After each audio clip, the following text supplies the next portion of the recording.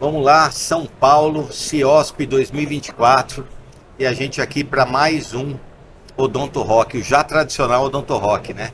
Desde o ano passado aí, a gente transmitindo e fazendo reuniões e conversas assim que se tornaram até referência.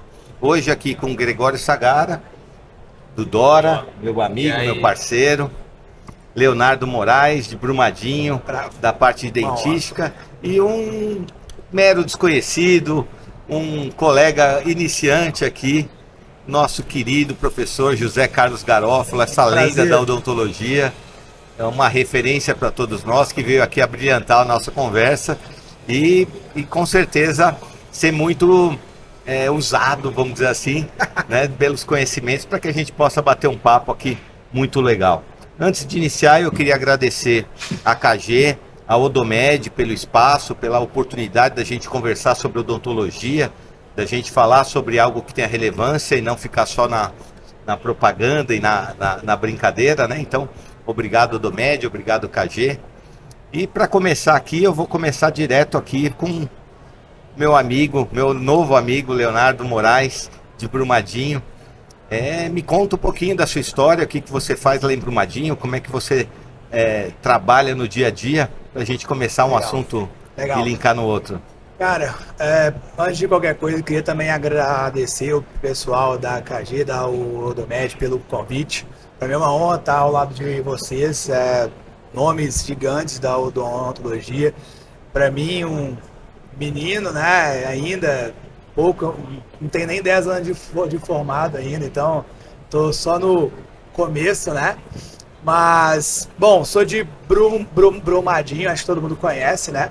Infelizmente pelo lado negativo da coisa, né? Exato, então, infelizmente. Mas é uma cidade que eu amo, eu fui nascido e criado lá. Minha clínica é em Brumadinho, eu sou apaixonado com aquela cidade. Formei numa cidade perto chamada Itaúna. Fiz especialização no Instituto IPRO, lá em Santa Catarina, com o Thiago Tuboni, o André, o Rafa. Exato. E mestrado na PUC, PUC BH. Hoje trabalho com a parte de reabilitação, mas o meu foco mesmo é a resina composta. É o que eu mais trabalho, é o que eu mais pesquiso. Hoje eu pesquiso bastante a área de acabamento e polimento. Então, estudo bastante essa área, tá? Faço muito isso. E já entrando aí até na área da Odomed, eu tenho um amor muito grande pelas águas, né? Então eu nado muito, faço travessias que a gente chama, né? Sim. Essa parte aí eu gosto muito e a Odomed tem me ajudado muito, então eu estou entrando também com eles para fazer algumas pesquisas, para estudar e para linkar também a Odomed com a resina composta, já que a gente tem alguns outros materiais no mercado que acabam causando manchamentos na própria resina composta. E a gente está entrando para mostrar que a Odomed, além de todos os benefícios, pode trazer benefícios também para a resina. Então, basicamente é isso a minha história. Tem muita coisa para falar aí. Quer dar uma introdução, Garofalo? Algum link? Você não quer que eu conte minha história, não, né? Senão a gente vai tomar todo o podcast. Não, você não precisa dessa referência toda, né? O sobrenome já diz tudo, né? Não, mas basicamente, o que acho que assim, só a gente continua, né, na nossa tarefa, nossa missão de professor e clínico. Eu acho que quando me perguntam sempre, pô, o que você prefere, ser clínico ou ser professor? Eu sempre sou muito enfático em dizer que eu não sei separar as duas coisas. Eu não seria o mesmo professor se eu não tivesse uma experiência clínica para adicionar a minha didática. Eu acho que muito do que eu sou como professor, de eu ainda estar aqui no meio acadêmico, depois de 37 anos de formado, 32 como professor, é por conta de eu poder sempre tentar trazer soluções clínicas baseadas em ciência e juntar as duas coisas. Não ter duas verdades, né? O que você faz na clínica é aquilo que você preconiza como professor. Como também eu não seria o mesmo clínico se eu não fosse professor. O professor, eu falo que ele tem uma grande vantagem. Ele não precisa ir atrás do conhecimento, porque quando ele está no meio, o conhecimento vem atrás dele. É logicamente que tem muitos que não fazem questão de não recebê-lo, mas o conhecimento vem até mim, fica muito mais fácil eu adquirir esse conhecimento, interpretar e saber o que eu posso transportar para minha clínica. Então eu acho que não dá para dissociar muito as duas coisas. E cada vez mais, hoje, eu percebo que o papel de educador, ele é fundamental na odontologia. A gente vive hoje um mercado saturado, um mercado de gente muito nova, 20 mil dentistas, 700 universidades, né, no mercado. E se você não tiver uma postura de tutor, de mentor, de educador, eu acho que a gente acaba deixando de cuidar daquilo que a gente mesmo quer de melhor para a nossa profissão. Então, hoje, eu me vejo muito como esse educador que tem a obrigação de, não falo nem de ensinar, mas de zelar pela profissão. E eu diria até mais, é uma referência, porque a gente bate muito nessa tecla de que os alunos, parece que todo ano cai um pouquinho o nível. A culpa não é dos alunos, não é deles, né? Então, a gente que está do outro lado, e principalmente pessoas como você, que tem esse ônus a mais, que eu sei que não é um ônus, acaba sendo um prazer, né? Mas essa carga a mais de ser uma referência, de dar um norte a eles em todo, né? Tanto na prática odontológica, mas também naquela prática do dia a dia, como postura, que é uma coisa que tem mudado muito. Claro que as gerações mudam e as práticas mudam, mas a posição de um profissional da área de saúde, ela tem que ser um pouquinho diferenciada, ela não pode estar banalizada a situações instagramáveis, não é isso? Então acho que essa conduta, isso que você disse, resumindo ali, que a sua prática clínica e a sua prática como professor, elas não se desvinculam, tem muito a ver com isso, né? A postura que você está ali na sua clínica, ela tem que se refletir na sua postura como professor e vice-versa. E isso acaba sendo referência para quem Você chamou uma atenção importante, né, dessa parte de referência, por exemplo, que a gente estava conversando, ele falou do Rafael Monte Alto, que é um grande amigo, é um profissional. O Rafael tem 40 anos, 43, 44, né? Já vou fazer 60. É uma outra geração. Mas você tem quanto? É 28. 28. Olha só. Entendeu? O Rafael, para ele, é uma referência. É uma referência. Eu já cansei de ver no Instagram, por exemplo, né, caras com 28 anos dizendo assim: eu tenho 28 anos, eu já atingi tudo que eu gostaria na minha profissão. Exato. Né? Você conhece? E eu hoje, o meu papel é dividir o meu conhecimento. O cara com 28 anos, desculpa, você vai crescer muito ainda. E eu não era nada com 28 anos. Sim. Eu podia fazer muito bem uma restauração, porque é técnica. Sim. E tem uma coisa dele que eu falo assim: quando alguém vem chegar pra mim e fala, professor, posso fazer um estágio com você? Eu falo, ó, tudo bem, mas entenda uma coisa, você vai aprender muito menos de técnica do que de conduta. E técnica tem o YouTube hoje, tutorial. Ele vai te ensinar como pôr matriz, como os polimerizar, como polir. Agora você vai me ver atender paciente, você vai me ver como dar um orçamento, como lidar com um erro meu. Sim. Como eu lido com o meu fracasso e como é que eu passo esse fracasso pro meu paciente, que eu continuo errando, cara. Isso é muito importante. Você falou uma coisa que assim é muito nobre e muito legal. Porque no Instagram a gente não vê as pessoas falarem de fracasso. Não. E todo mundo, sem exceção, porque o fracasso ele faz parte do aprendizado real. É a partir do momento que você fracassou, que você tem intenção de melhorar, que você vai falar, pô, foi aqui que eu errei, onde eu errei, o que causou isso? E é assim que você se transforma, né? Então, muita gente leva a questão de ter prática, de ter habilidade manual como se fosse o ápice da questão. E não é. E não é. Tem uma outra coisa importante, né, dentro dessa história de errar, é que a gente lida com um produto, cara, muito complicado, chamado paciente. E, Adriano, por melhor que você seja, por mais experiente que você seja, e você sabe disso, você é clínico também. Sim, eu sou clínico total. Você com 28 anos, eu com 60, a gente tem o mesmo percentual de coisas que são muito boas e muito ruins. O nosso consultório é igual. Eu tenho 90% dos meus pacientes que, se eu fizer tudo certinho, bem planejado, com ciência, com técnica, eu vou ser para eles o melhor dentista do mundo.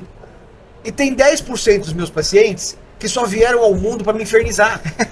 E para tornar minha profissão mais difícil. Mas isso acontece com todo mundo. Todos nós. Aquele cara que você fala, problemas, né? Vem de 10% do... Que são caras que são problemáticos, não é? Mas a gente não é um problema, você fala assim, é o você. É o cara. A gente lida com pessoas que têm diferenças psicológicas, expectativas diferentes. Você não tem o paciente que quer te ensinar odontologia? Tem. que fala termo técnico ainda. Aquele procurou no Instagram, quer discutir com você uma coisa aí, sabe? Então eu falo assim, a gente aprende sempre. A diferença é que quanto mais velho você fica, você começa a identificar essas variáveis com um pouco mais de agilidade. Você tem bagagem para às vezes pegar um atalho e chegar ali numa condição de estar à frente do paciente. E aqui do lado tem o Greg também, que é reabilitador, que é implantodontista e que é desenvolvedor, né? Um dos desenvolvedores do Dora. O que você tem a dizer para a gente dessa prática aí do dia a dia? Como que você tem trazido ou tem visto a odontologia nesses tempos assim instagramáveis, como se diz? Bom, como também é professor de curso, né? Acho que todos nós temos cursos, a gente tem um desafio grande de uma nova geração vindo, né? E inclusive sobre o próprio padrão de beleza que se tem colocado, se esse padrão de beleza é um novo padrão de beleza ou se ele é apenas um padrão de beleza, né, um ciclo que acaba ocorrendo muitas vezes na odontologia. E às vezes a gente vai, como experiências prévias, tentar trazer a natureza, o natural como referências belas, e muitas vezes não é isso que o colega, o aluno, ou mesmo o paciente está procurando. Isso a gente tem que aprender também, faz parte da nossa curva de aprendizado, se é isso que a gente vai executar ou não, se a gente vai se manter numa... Né? E as redes sociais fazem parte dessa curva... Não dá pra viver hoje sem a rede social, a primeira coisa que a gente faz quando acorda, a maior parte das pessoas abrir o celular, olhar o Instagram, olhar o WhatsApp, né? E ali você já está inserido nesse padrão. Eu acho que o maior problema é quando isso começa a ser a sua referência de atuação. Porque muita gente pega o celular, abre e vê e fala, poxa, acho que eu tenho que ir por esse caminho. E esquece da sua história, esquece da sua construção. Né? Eu acho que todos nós tivemos referência. Eu falei, o Garofalo é uma referência. Mas eu nunca quero ser o Garofalo. Eu quero poder subtrair dele o que eu tradicional, o que eu posso ser. Né? E eu vejo muitas pessoas tentando ser o outro, muitas vezes, né? Ou então fazendo da sua vida um embate com o outro porque ele pensa diferente. E aí a gente vê aquelas situações no dia a dia que às vezes ficam até vexatórias, né? É muito complicado isso, você tem que imaginar o seguinte, né? Eu sou de uma geração que não existia rede social, a comunicação era diferente. O dentista era indicação, era o boca a boca, sei lá como você fazia a sua postagem, né? Hoje, você tem um problema que assim, hoje eu preciso da rede social. Por mais que eu ache que ela seja desgastante, que ela eu não posso ser escravo dela, eu não posso viver para ela, a gente trabalha nela. Você tem só que escolher de que maneira você vai trabalhar nela para que seja saudável e que você possa mandar informação de qualidade. É um problema muito grande, porque você fala assim, cara, deixa eu me policiar, preciso ficar menos tempo no meu celular. Mas ao mesmo tempo, quando você começa, por exemplo, trabalhar de uma forma mais direcionada, planejada, você vai perceber que nesse planejamento está embutido você trabalhar em rede social. Então, esse conflito é muito grande. É muito grande. Eu confesso que eu tenho bastante dificuldade de entender os limites de atuação dentro de uma rede social, porque eu não tenho esse perfil de fazer muita postagem, mas eu sinto que isso é necessário, como você falou, você acaba sendo obrigatório, né? Então eu tenho uma dificuldade muito grande de entender esses limites. Mas é meio complexo isso, porque eu falo muito, até nos meus cursos eu falo, tomem cuidado com os dentistas de rede social. Porém, os meus alunos são alunos de rede social, eles vieram de rede social. Então eu sou meio hipócrita eu falar isso. Mas hoje é muito complicado a gente abrir o celular e ver os dentistas que estão nas redes sociais. E eles colocam uma técnica que eles chamam dele, uma técnica certa, que vai revolucionar a dentística. Vamos pôr. Mas o marketing é tão bom, que é comprado aquilo. Mas se for trazer para o meu mundo, eu não tenho nome ainda. Então os meus custos vão passar para o marketing que vai cair nas redes sociais. Então eu estou no meio. Então se eu falar que todos os dentistas de rede social é ruim e tal, eu vou estar me chamando de ruim. Por isso que a rede social é muito complexo. A gente falar, a gente xingar, a gente argumentar sobre isso. Mas uma coisa é fato, a gente precisa dela. A gente precisa dela. Hoje não tem como fugir disso. A vida passa pela mídia social de alguma maneira. O problema é que eu acho que a gente, ou pelo menos uma grande parte, ainda não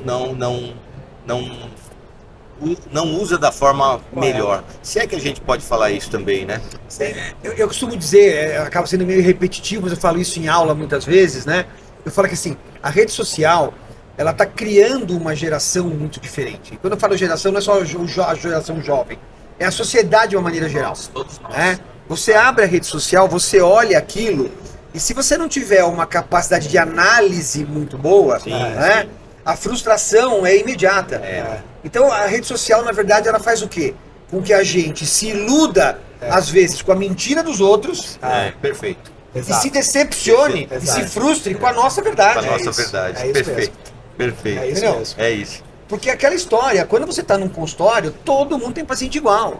Todo mundo lida com paciente bom, com paciente ruim, com paciente que atrasa e que não atrasa, com paciente que dá calote, que não dá calote. Isso é normal, é do ser humano. Isso acontece nos diversos níveis de odontologia. Vai acontecer na clínica popular e vai acontecer no consultório top. Com níveis diferentes, talvez em proporções diferentes, mas vai existir. Porque isso é do ser humano. Como é do ser humano também o profissional. O pessoal fala assim, mas odontologia ruim sempre existiu. Sempre existiu.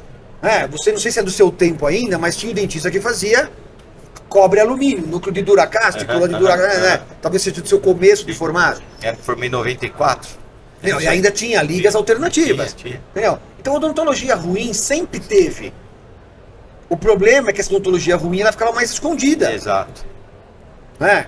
E o cara que era ruim não falava assim, olha, tudo bem, eu sou ruim, mas eu vou dizer que eu sou bom e vou fazer um jeito de alguém acreditar nisso. Mas tinha uma coisa que acontecia nessa época, que eu acho que hoje fugiu um pouco a regra. As nossas referências nessa época, elas eram verdadeiras.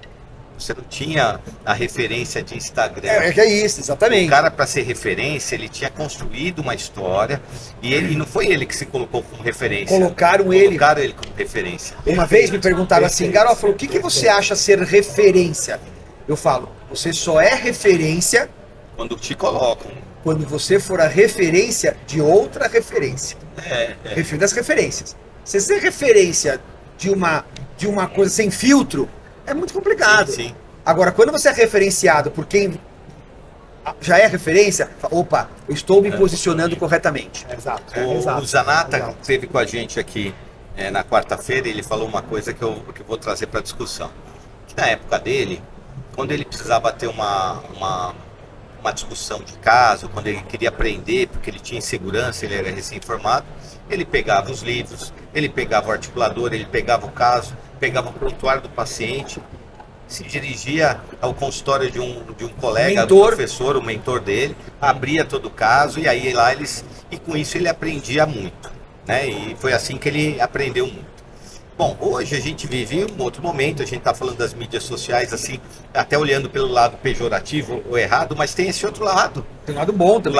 Tem lado muito bom. Que a gente, quantas vezes eu vejo ali na sua discussão, no caso um aluno faz um comentário e você vai lá e responde, aí você está transmitindo conhecimento e está reposicionando ele muitas vezes. Eu tenho essa péssima mania, cara. Que é péssima talvez para você por questão de cansaço e tudo mais, mas para nós que somos espectadores é excelente, a gente aprende, tem referência. Até aumento mais isso. Quando a gente pega dentistas recém-formados, a gente não aprende na faculdade a ler artigo. Não aprende na faculdade a ler artigo. Então, assim, quando a gente entra no Instagram e vê algum dentista citando artigos, o aluno acaba lendo aquele artigo ou falando dele. Eu falo, não, no mínimo pensando que é importante exatamente. Você está disseminando uma boa prática. E aí a gente pega profissionais que não são do Brasil, são profissionais, assim, incríveis, publicamente falando, cientificamente falando. Você entra no perfil dele do Instagram, é só trabalho de artigo.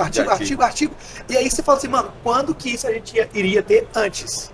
Antigamente não tinha.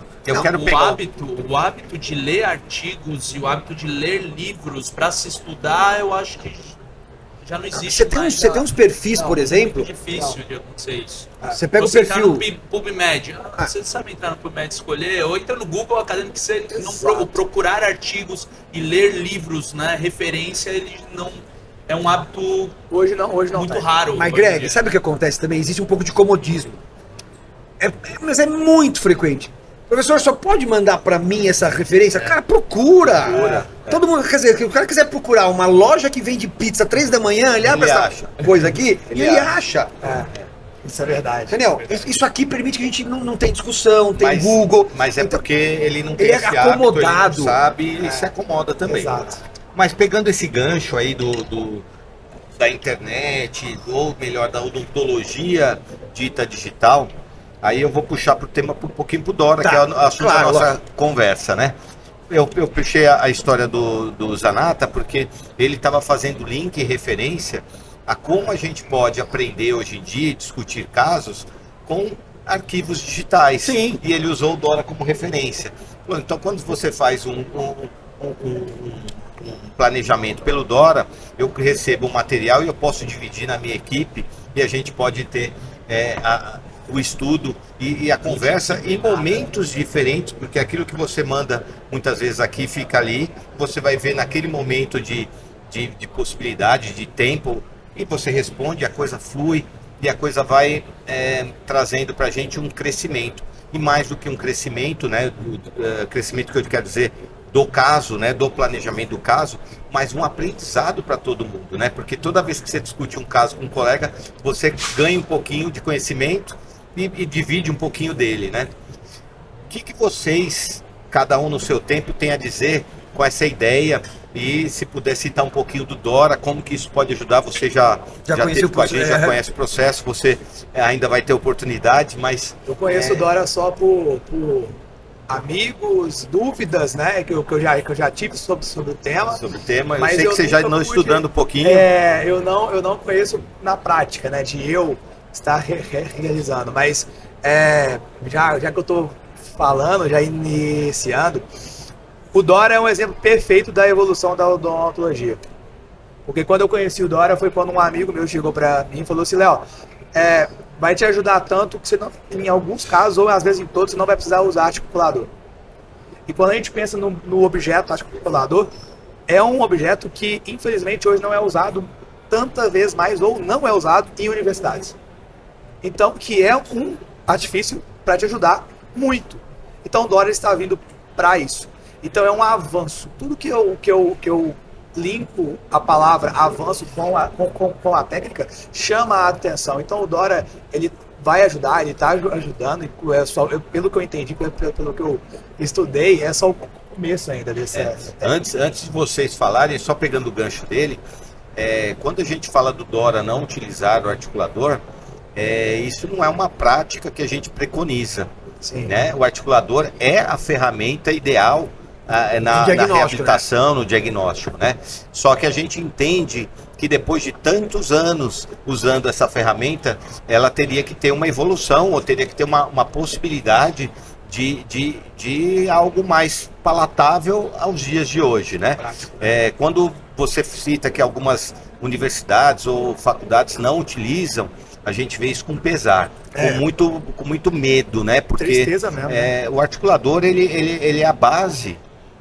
Se ele está defasado ou não, é outra história. Isso nem cabe a mim ou a ninguém questionar ou dizer.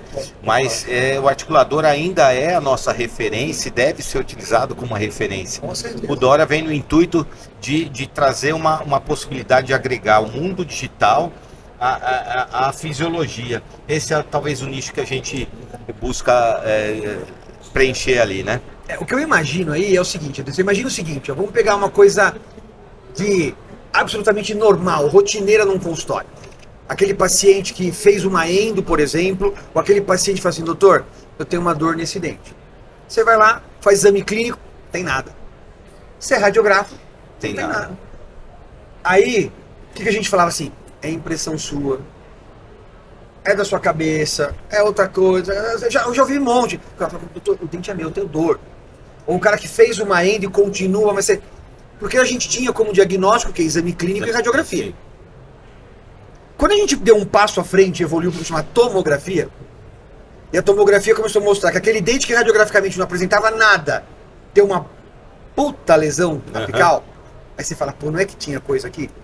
E você vai poder passar agora, vou entender Enxergar um pouco mais, né? ou seja, é aquele step by step que você vai agregando soluções que eliminam variáveis que antes a gente não tinha como eliminar. Tinha como enxergar. Imagina num processo de reabilitação, que tudo bem, você tem um fator oclusal, você tem um fator postural, mas você tem posicionamento de cabeça da mandíbula, você tem a cavidade articular, e que você fala assim, cara, eu não enxergava, eu não usava isso na minha reabilitação, eu não tinha como juntar o Lé com o CREA, ou seja, o escaneamento com a tomografia, fazer a coisa, e hoje eu tenho.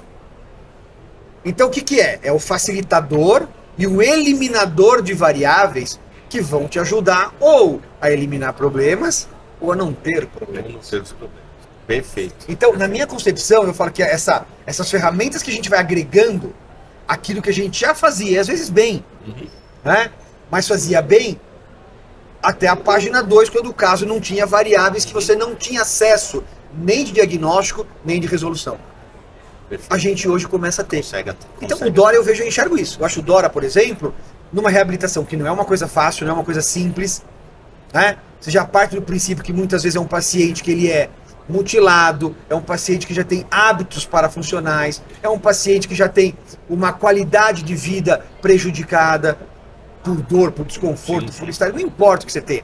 E você ter possibilidade de fazer diagnóstico e com esse diagnóstico montar um planejamento onde você tente minimizar o erro, putz, eu acho isso fantástico. Quer completar alguma coisa? Não, eu ia, talvez, para quem não conhece o Dora, explicar um pouco do que seria, mas vale eu acho que... pena, né? Mas eu acho que... Não, mas eu acho que eu simplesmente conheci eu só falei esse resumo, mas acho que vale muito a pena explicar, né? Não, acho que o Dora é uma ferramenta, né? A gente tem colocado como uma ferramenta para auxiliar o colega, o clínico, o reabilitador, o ortodontista, o buco, enfim, a odontologia para olhar os casos clínicos complexos ou simples de uma forma mais multidisciplinar.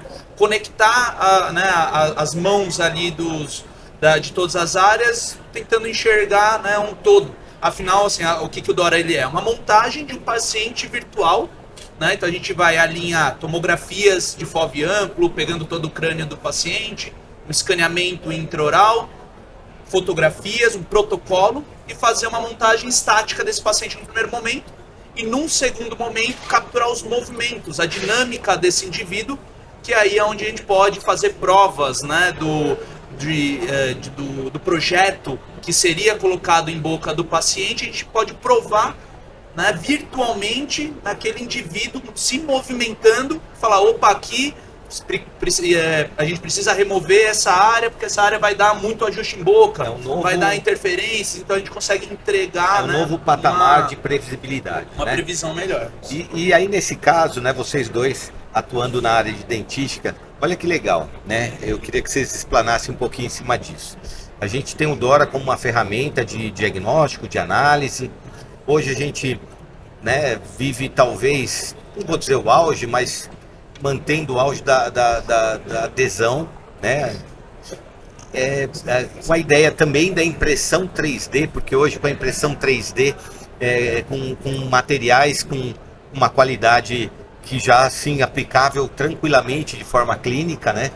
Eu estou falando de resinas compostas com carga, enfim, que tem mostrado no dia a dia uma condição. Claro que quem ganha com isso é o paciente, mas quando a gente olha o nível das reabilitações, ou melhor, a idade média das reabilitações cada vez mais baixa, jovens, né? Por conta de abrasão, acho que você falou isso, de erosão, você também comentou. Como vocês enxergam esse momento onde você tem um aumento de pacientes precisando de reabilitação, principalmente pacientes mais jovens, mas com tantos recursos, né, tanto de tecnologia quanto de materiais, de brocas de materiais para micro preparos ou preparos, como se diz aí, suficientemente invasivo ou minimamente invasivo, o que seja. Como é que é o momento, como vocês enxergam esse momento na odontologia? Bom, eu enxergo isso de duas formas, e uma delas até de encontro a uma coisa que o Greg falou, que é da mudança do padrão de moda de cada, né? Eu acho que uma coisa que a gente tem que tomar muito cuidado hoje é que cada vez mais o padrão estético vigente, ele está sendo um padrão estético muito invasivo e mutilador. Quer seja ele por injeção, quer seja ele por acréscimo. Mas essa ideia de que a gente tem uma odontologia conservadora, quando na verdade ela é desnecessária, ela continua sendo mutiladora. Porque ela vai ter consequências, essas consequências vão levar fatalmente a um dano, por menor que seja, desse esmalte, dessa estrutura. Quando a gente fala em planejamento, né, e que me permite, por exemplo, hoje trabalhar com reabilitações que sejam reabilitações por acréscimo, porque esse paciente que foi mutilado, erodido e perdeu dimensão vertical, eu consigo hoje trabalhar de forma aditiva. E não ter que fazer reduzir para depois aumentar. Graças desses materiais que esses materiais. Adesão hoje, né? Eu gosto muito de citar o Palmieri, né? Que é um grande reabilitador aqui no Brasil, lá de Brasília, que ele fala que a gente tem a reabilitação Schillingburg e a reabilitação pós-Bonocore. Perfeito. Então são coisas muito diferentes. Sim. E aí, quando você vai entrar nesse contexto, você tem que entender o seguinte, por exemplo, hoje, eu não sei te dizer, Adriano, não, até sei te dizer, hoje eu só faço uma coroa total, por exemplo, se eu estou refazendo um trabalho. Sim. Exato. Legal. Qualquer trabalho que eu vou fazer hoje, que seja primeira vez, se você faz sobrar 1 milímetro de esmalte ou de estrutura dentária na cervical palatina, eu vou deixar. Perfeito. A maioria dos casos hoje não são coroas, né? São overlays, são onlays, são vonlays, não importa o nome que a gente der, tabletop, sei lá. A nomenclatura fica a cargo do influencer, né? Mas o que a gente vai fazer é um preparo parcial. Sim. Principalmente sabendo que eu tenho a possibilidade no futuro, se precisar, ainda ter estrutura sobrando. Para trabalhar. E para isso é fundamental eu ter instrumentos, brocas, mini instrumentos, cortantes rotatórios, granulações diferentes. Aí é juntar. Formas diferentes. É juntar a informação que os exames trazem, que ele comodora, materiais como as resinas, instrumentais de qualidade, mas o princípio de tudo é a tua intenção, a tua ideia, o teu ideal. E principalmente o dentista tem que entender hoje que se ele não souber biologia de tecido dental, química e física de materiais dentários e, obviamente, né, a mecânica de oclusão, ele não vai conseguir exercer a profissão dele corretamente. Não adianta ele ser simplesmente um reconstrutor de estrutura, um esculpidor de resina, por melhor que seja, se ele não tivesse associado... Eu vou ser um pouquinho saudosista, talvez, mas eu fico imaginando se na tua época de recém-formado você já saísse no mercado com tudo isso à disposição. Cara, você imagina onde a gente poderia estar hoje? Porque assim, vamos lá, porque eu tô querendo dizer o seguinte, a tua geração, um pouquinho antes, vocês cortaram o mato. Cortaram o mato. Foi cortando o mato para desbravar com o que tinha. E muitas vezes os instrumentais vocês tinham que modificá-los, né? Espátula número 1 de silicato fazia mesial, distal, oclusal, escultura, entendeu? É isso aí. Um ou outro pegava lá, levava no esmeril, dava uma ajeitadinha a outro para fazer um instrumental que nem existia, né? Então eu imagino se essas cabeças já saíssem para briga, para guerra, armados com o que se tem hoje, né? Onde a gente poderia estar? Eu vejo isso como questão de evolução. É que nem você chegar pro Emerson Fittipaldi e falar, pô, você imagina se o Emerson tivesse na mão, ou se o Pelé, com todo aquele talento, tivesse a fisiologia, a nutrição, o treinamento. Mas será que não teria um Pelé um pouquinho melhor? Com certeza. Com certeza. Mas o nosso si é muito complicado, porque tudo também, a gente tem que pensar que a evolução, ela só existe baseada no erro. E também na necessidade, do Pelé lá atrás para vir os outros Pelézinhos. Mas é uma discussão boba assim, mas não é boba, porque se a gente não entender que a evolução só existe do erro, a resina composta de hoje ela só existe porque a resina dos anos 70 falhou. Era uma bosta. Desculpa, falhou. Mas era isso, porque ela falhou, porque ela desgastava, porque ela manchava, porque ela percolava. Então o que está errado? A gente errou aonde? Na matriz ou na carga? Entendeu? O fotopolimerizador de hoje só é bom porque o outro era ruim. Então, ninguém nasce bom, cara. Eu costumo dizer uma coisa que é assim, né? Eu falo, escolha o seu difícil, eu uso sempre isso, né? Mas como assim escolha o seu difícil? Eu falo, nada é fácil, gente. É difícil estudar? Porra, é difícil estudar, acessar a internet, gastar tempo, investir. Mas é muito mais difícil você ter um caso na sua frente e se olhar e falar, o que eu faço com ele? Os dois são difíceis, escolhe o seu. É difícil procurar no PubMed? É super difícil, mas é difícil não ter informação. Entendeu? É questão da necessidade também, né? A necessidade traz a evolução também, né? A gente, naquela época, buscava materiais estéticos, porque a gente só tinha amálgama também, né? E aí, o que aparecia que não era amálgama já era bom, já estava diferente. Não, e se fazia o material estético com a técnica de amálgama. Com a matriz do amálgama, condensador de amálgama. Preparo do entendeu? O preparo do amálgama. Ou seja, isso aqui não serve, isso aqui é para amálgama. Vamos achar as diretrizes do que vai ser para resina, do que vai ser para o cerômero, para cerâmica. Bom, a evolução é uma necessidade do homem, né? Ela é uma constante do homem. A odontologia, por consequência, traz as evoluções e quem ganha com isso é a humanidade, é o próprio homem, é o paciente, de uma forma bem ampla, né? Pensando nessa situação, como é que vocês enxergam o futuro da odontologia com essas ferramentas e o que vocês acham que isso pode trazer de benefício tanto ao dentista na sua clínica, em termos gerais, né?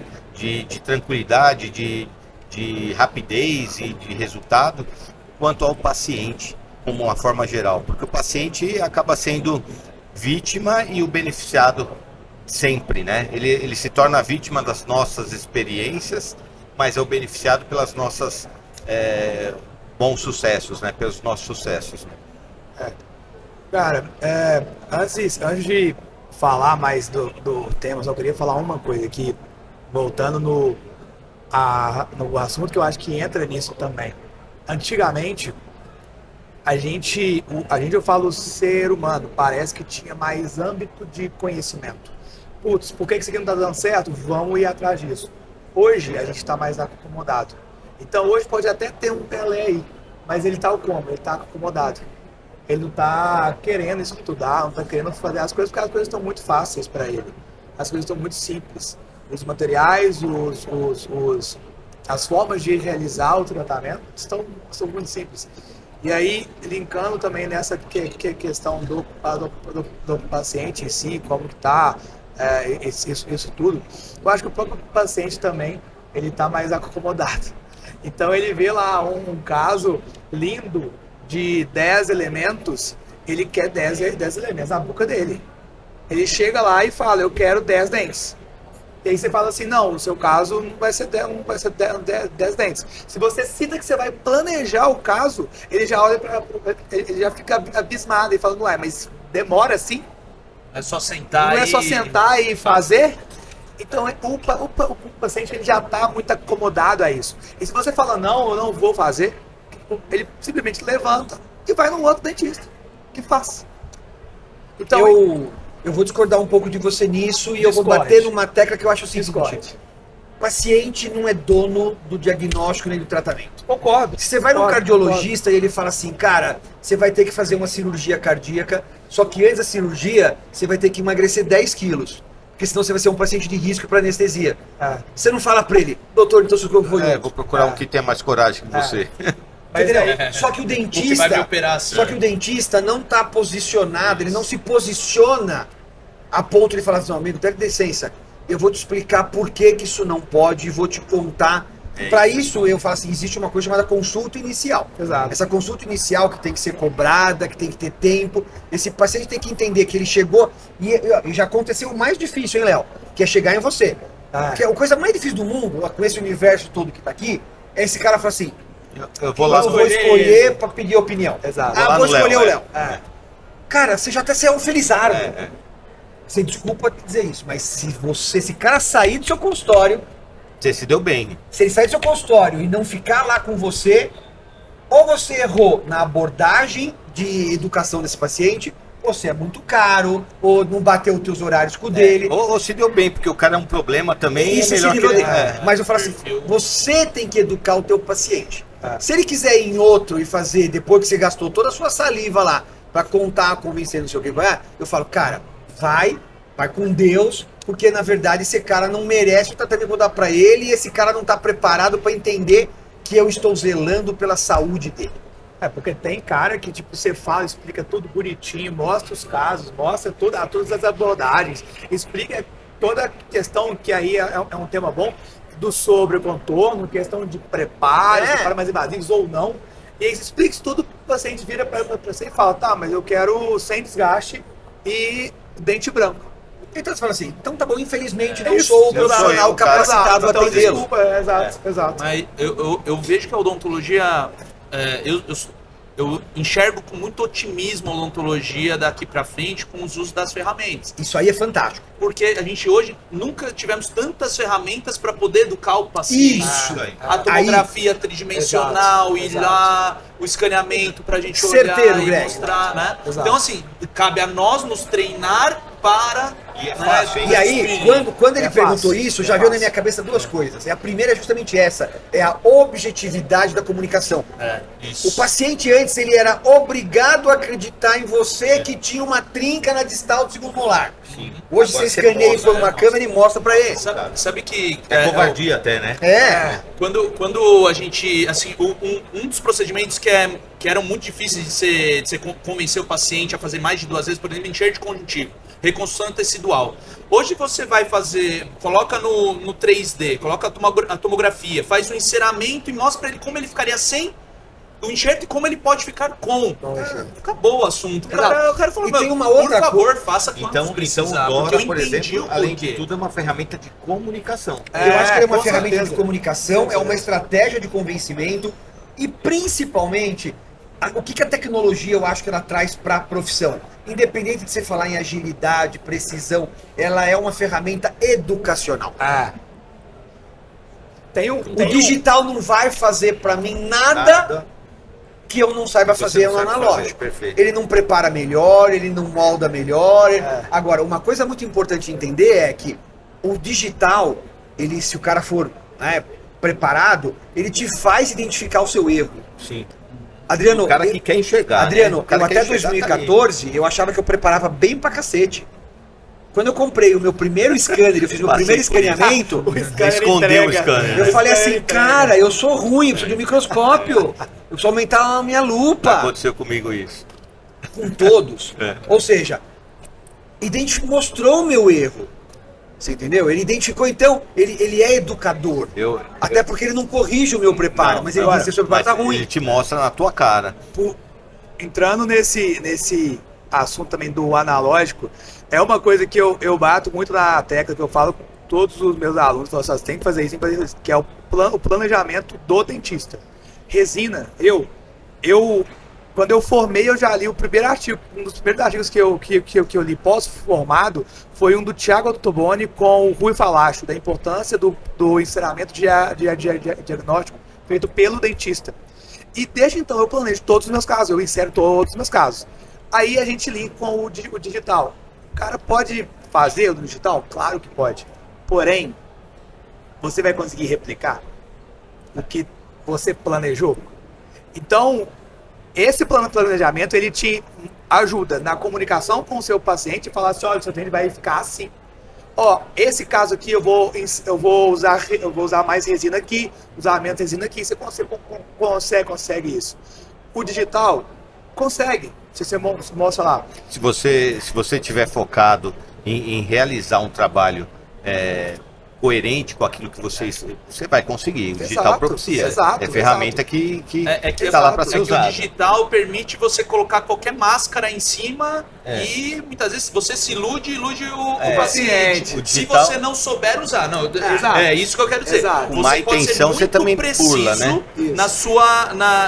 no seu planejamento. É isso aí. Só que também te permite, se você não tomar certo cuidado, Isso aí. né, em mascarar algumas informações. É isso aí. Então é como você vai usar essa ferramenta, né, e o cuidado como você vai usar. A gente vai falar de um enceramento diagnóstico, a gente pode fazer o que a gente quiser no 3D. A gente Sim. pode mascarar, mudar tal. Isso é viável ou não? E aí a gente depende de nós, né? A competência. Até aqui dá pra ir. Daqui pra frente não dá pra ir. Exato. Eu penso consenso, que né? eu penso que assim, Isso é uma maneira, é um modus operandi individual de cada profissional, né? Eu, por exemplo, né, lógico, com certeza, quem consegue fazer seus próprios enceramentos, né, vai primeiro ter um domínio de anatomia muito bom, muito legal, mas eu, por exemplo, quando chegou o advento de enceramentos, de diagnóstico, por exemplo, eu já era um profissional que eu já tinha a minha carreira de cursos, a minha agenda de consultório. Eu não planejei a minha carreira para ter, por exemplo, tempo disponível para eu dedicar aos meus enceramentos. Para mim, ter o digital, antes do digital, ter um laboratório que encerasse para mim, era fantástico. Sim, sim. E a gente tem que entender que uma coisa é a odontologia de evento, de congresso. Uhum. Eu brinco, eu chamo do Aesthetic Dance Fashion Week. Né? Tá lá no palco, mas você não sai na rua com Gostei do nome. porque o que é o São Paulo Fashion Week? Você vê o cara vestido com umas coisas loucas e tal. Você sai na rua assim? Não, mas é a tendência, é a moda. Né? A gente vê coisas em congresso que você fala, cara, isso não é reprodutível em consultório. Sim. Não é replicável. Não é replicável. Né? Então tem muita coisa, por exemplo, né, que a gente tem que entender que você jogar isso na sua prática clínica é muito... Por exemplo, né, você vai lá num congresso, né, vou citar um grande exemplo, por exemplo, o Vitor Clavijo, que dá um dos maiores reabilitadores que eu conheço, fantástico. Que vai ter o protético dele lá, né, o Calgaro encera, e depois o Calgaro vai e faz a peça dele. Não vou nem questionar quanto vai pagar ou não, se o caso é para curso ou não. Num laboratório de ciclo comercial, o cara que encera hoje, o ano passado vazava modelo. É, exatamente. É isso aí. Esse O sonho dele é Era daqui bom, um ano aplicar resina. E daqui uns 5, se der certo, ele vai começar a aplicar cerâmica. É isso aí. E quando ele ficar bom na cerâmica, ele dá um pé na bunda do laboratório e vai montar o dele. É. Isso é o ciclo da vida É. na odontologia normal. Nesse ponto, o Então, digital deu uma... Então, o que acontece quando você... Aí eu vou discordar daqui, porque aí que você tem que imaginar o seguinte, né? O que eu vou fazer? Eu vou ter o cara que encera, não é o cara que faz a cerâmica. Exatamente. Quando você for fazer isso, não vai dar, não vem nunca. Vem igual. E o cara fala, pô, mas o enceramento tava bom aqui, não ficou, porque não foi o mesmo cara que fez. Exato.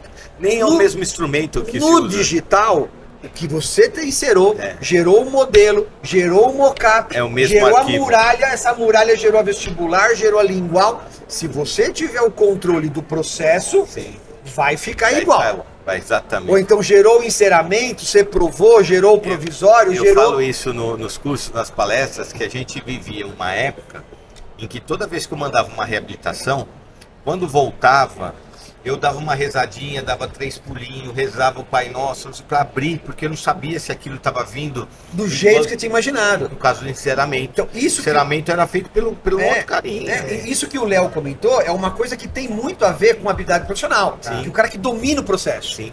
Quando você vai para o digital, apesar de você ter o digital delatando defeitos e mostrando suas limitações, ele de uma certa forma, ele traz ele joga o sarrafo pro alto, no quesito. Todo mundo sobe. Isso, mas no quesito de que você consegue, joga o sarrafo pro alto no quesito qualidade final, Aham. mas de uma certa forma, ele baixa um pouco o sarrafo no quesito necessidade do profissional dominar todas as etapas. Sim, sim. Você sabe que é Entendeu? um ponto que eu tenho discutido. Ele é mais democrático, eu acho, nesse sentido. Porque a gente viveu uma odontologia, você pegou isso na odontologia dita digital, que entrou, eu já falei isso com você, né? Entrou pela porta dos fundos, né? A gente entregava peças digitais, melhor adaptação e tal, mas a gente não teve um planejamento prévio, no comecinho, né? Sim, sim. Não teve um estudo antes do caso. E nesse momento, que era a odontologia chairside, ela tinha essa conotação ali de peças... Vou te contar um negócio interessante disso. Quando a gente começou a evoluir, o chairside evoluiu. Hoje eu faço chairside, muitas vezes com o meu técnico, cadista lá no outro lugar, ele está sabendo, ele está preparado, eu termino de escanear, ele já está recebendo a peça lá pela nuvem, e em 10, 15 minutos ele está mandando os arquivos acoplados, porque já foi feito um estudo prévio, né? E aí a gente consegue fazer um chairside que é modificado hoje. É. Não é aquele chairside que a gente usava lá que atrás. era muito embrionário. Isso. E que a qualidade do que a gente entregava para o nosso paciente ficava a desejar no quesito anatomia, textura, E o polimento. pior, a gente se colocou na posição de Técnico, sem ser. ser. E, se você, e quem fazia isso bem, Palmieri, por Aham. exemplo, ele virou ele é Sim, técnico. sim, sim. Então, e o tempo que você está fazendo isso, você deixou de ser dentista. Exato. Você entendeu? Por A gente, isso a gente assumiu um risco que controlar foi o dar tempo. 2, 3 passos atrás daquilo que você entregava. Mas por que isso? Pelo histórico. O chairside nasceu na Europa, na verdade, com um conceito inverso. Não era o conceito de sofisticação, do dentista que tinha melhor clientela, pagava. Era um negócio, ó. Por quê? Porque o técnico lá custa muito caro, caro. cara. A hora em euro na Alemanha era muito caro. É. Fazer as pecinhas no Cerex iniciais, né? No chairside. Pô, vinha o tijolinho ali. E o tijolinho, 200 micra de gap, entendeu? O cimentão cobre lá e acabou. Esculpiu oclusal e a coisa foi melhorando. Melhorando. Quando o chairside chegou aqui, é o contrário. O chairside chegou aqui com o conceito do quê? De que você vai elitizar o teu processo, você Sim. vai agilizar o processo. Gourmetizou, né? Gourmetizou. Mas não era verdadeiro O isso. meu paciente hoje, ele fala assim, pô, mas você não vai mais fazer aqui na hora, como você fazia antes? Esse meu aqui tá aqui há 10 anos, há 8 anos, você fez na hora. Fala, então, só que tem limitação. Hoje eu consigo fazer muito parecido, no mesmo sistema, só que o laboratório me entrega melhor qualidade. Melhor qualidade. Ou Entendeu? então, o que a gente pode fazer Que é a minha desculpa para não fazer na hora pro cara. é emprestar expertise. Eu tenho feito muito isso. Eu tenho alguns dias da semana que vem um técnico na minha clínica. Então, o paciente chega, eu faço preparo, escaneio, o paciente vai lá para a sala de espera. É um chairside, só que profissionalizado. Profissionalizado. Por quê? Enquanto o técnico está fresando, dando acabamento e maquiando, eu estou atendendo um outro paciente. Também estou colocando numa linha de produção, mas com um grau de sofisticação um pouquinho melhor. Porque quando eu fazia as peças lá atrás, ela vinha com uma... Pô, não dá para comparar o protético, Não, ele não estudou tem, pra não. isso, ele vive isso, eu sou dentista. Mas a gente se meteu a fazer isso, a gente se meteu a cara a tapa ali. Melhoramos, mas depois teve que aprender apanhando, né? E aprendemos que aquilo que a gente estava vendendo como sofisticado e como última geração, não era o melhor que a gente podia entregar. Sim. Não é isso que você sentia, Adriano? É isso. Mas a inclusão do digital, de uma forma geral, ele vem meio assim, né? Porque a nossa sensação, ou quem está começando no digital, é a sensação de dar passos para trás, para depois ir para passos para frente. Quero Mas dizer talvez- assim, ó, eu adquiro o scanner, na verdade você tem que aprender, você está aprendendo uma ferramenta nova de algo que você já domina muito, que é a moldagem. Então, eu tenho que. Não é a mesma técnica, é uma técnica totalmente diferente, é um instrumento totalmente diferente, eu tenho que aprender uma nova técnica, então eu dou passo para trás. E depois, rapidamente, você vai para frente. Tem uma outra coisa, Greg, que é a ilusão da compra. Porque assim, quando você vai comprar o scanner, o cara fala, escanear é mais rápido do que moldar. É mentira! Depende. Entendeu? Tem casos que hoje, sabe, com o scanner, eu trabalho com o scanner há 10 anos. E você vai aprendendo, porque muda o scanner, muda a geração, muda o software.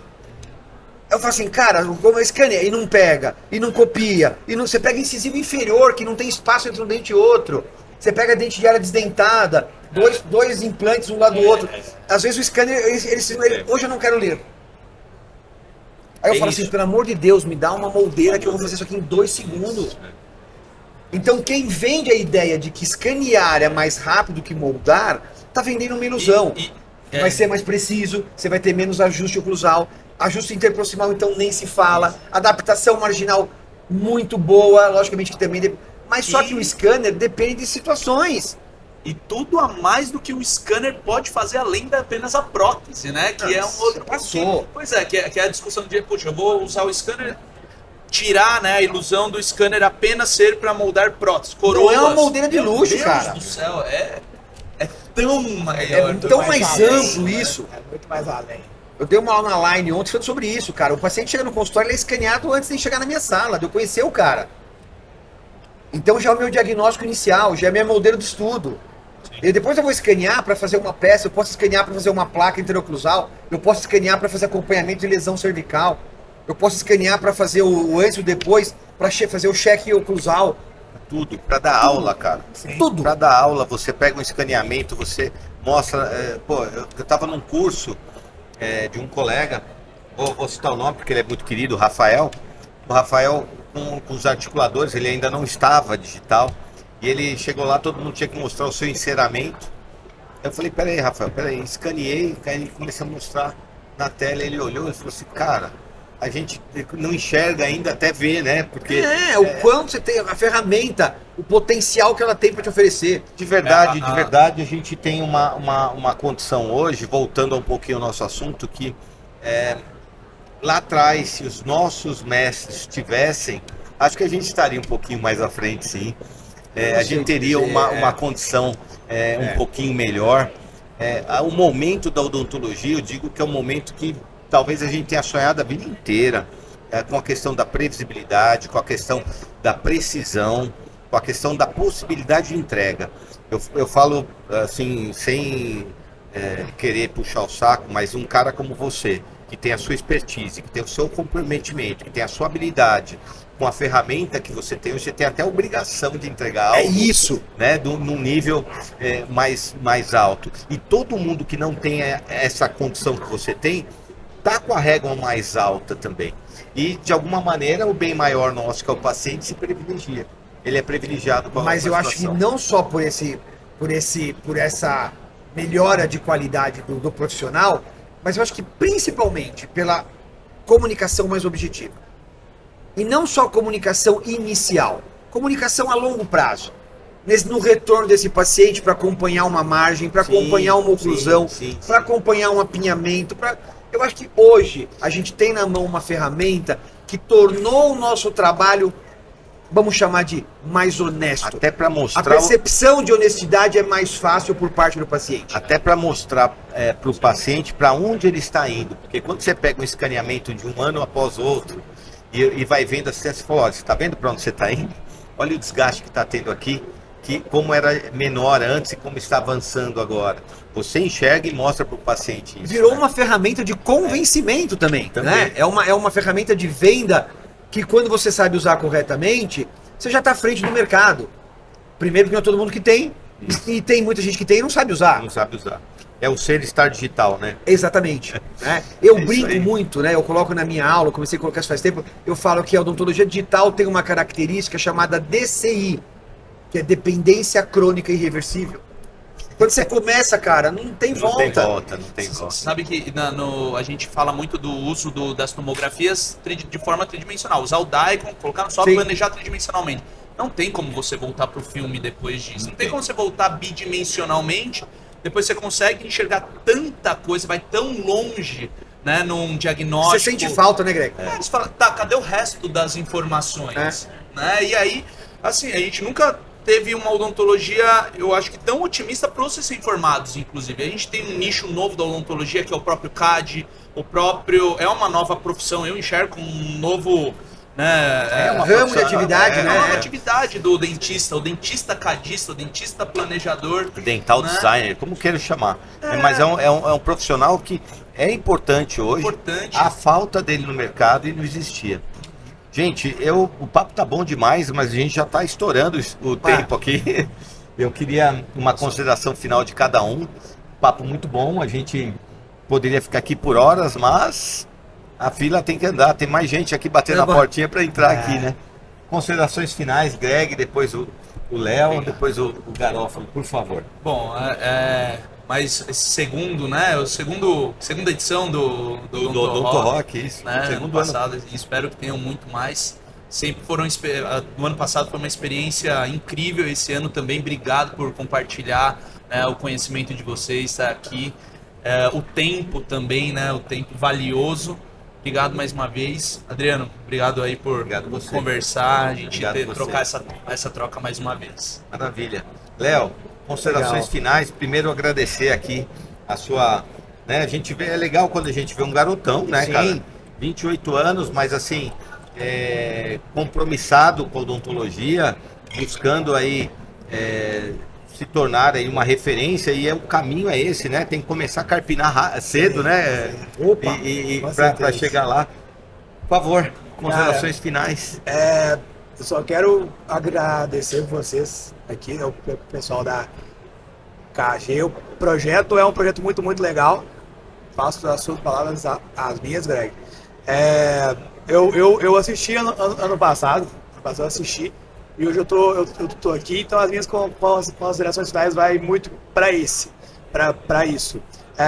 Todos os alunos que estão assistindo, todo mundo novo que está recém-formado, não tenta abraçar o mundo não, vai na boa, vai estudando, faz o seu, que o mundo ele retorna, né? Então hoje eu tô aqui, amanhã quem está aí assistindo pode estar aqui no meio de gigantes, então para mim é uma vitória enorme, para mim é uma mostra que eu tô no caminho certo, igual você citou. Então agora é continuar sempre em frente e tentando ajudar não só as pessoas, mas como a classe da odontologia. A gente tem que ajudar, tem que se unir cada vez mais para ajudar a nossa profissão. Isso aí, obrigado.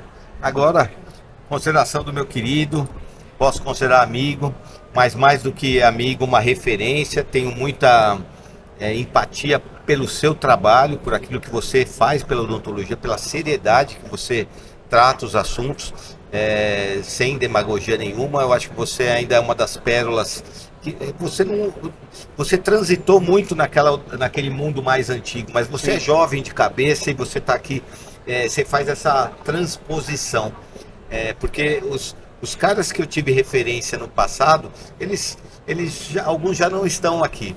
E você traz um pouco dessa odontologia viril, raiz, para o mundo de hoje. Então, é muito orgulho assim estar participando com você aqui e de ter você como um colega contemporâneo, mas eu vejo você como esse elo, sabe?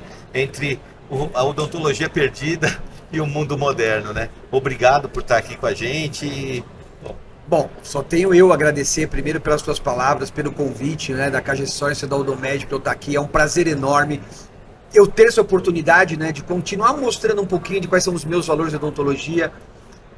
Na verdade, o que acontece, Adriano, é assim, a odontologia que eu tinha lá atrás, a odontologia com a qual eu me formei, a odontologia que eu aprendi na minha especialização, ela não existe mais, né?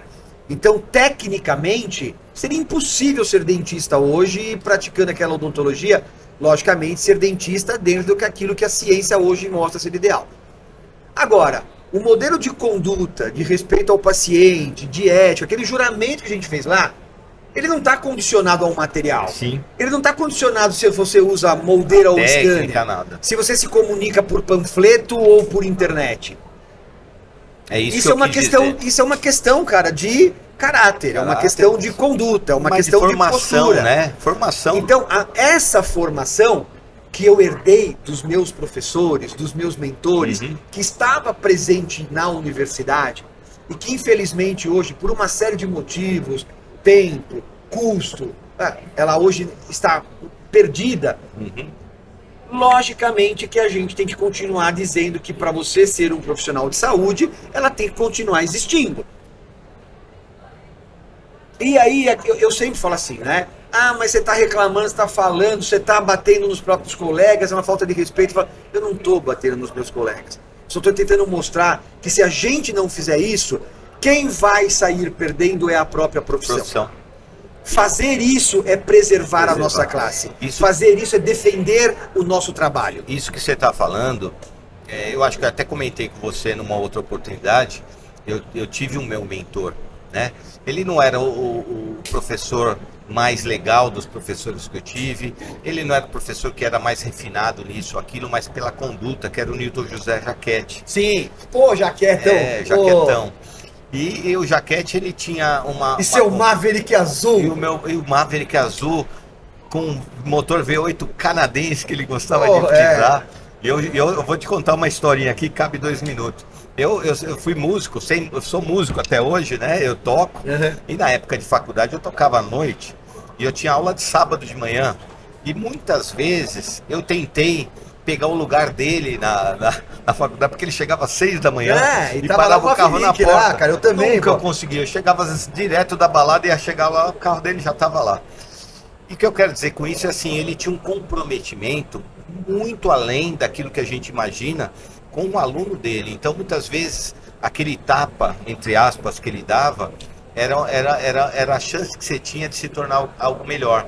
Então você não tinha que olhar aquilo com a dor do tapa, mas sim com o aprendizado, assim como um E pai vou te muitas dizer vezes uma dá coisa, ele te ensinou com certeza, como a minha, a fazer cauda de andorinha na distal do canino. Caramba! Mas não é isso que sobrou pra gente, é. cara. É a índole, É é, a o índole. caráter, é a conduta do professor Jaquete. Exatamente, esse é o ponto. Gente, e com muito pesar, eu estou finalizando aqui mais um Odonto Rock no 41º CIOSP, com a presença desses feras aqui, do meu querido professor José Carlos Garofalo, com novo amigo Leonardo Moraes e com meu amigo e sócio Greg Sagara. Muito obrigado, KG, muito obrigado, Odomed, e até o próximo Odonto Rock. Vamos lá, ó, vamos fazer um símbolozinho aqui ó, pra galera, ó, vamos bater. O Odonto Rock ano que vem tá aí de novo. Obrigado, gente.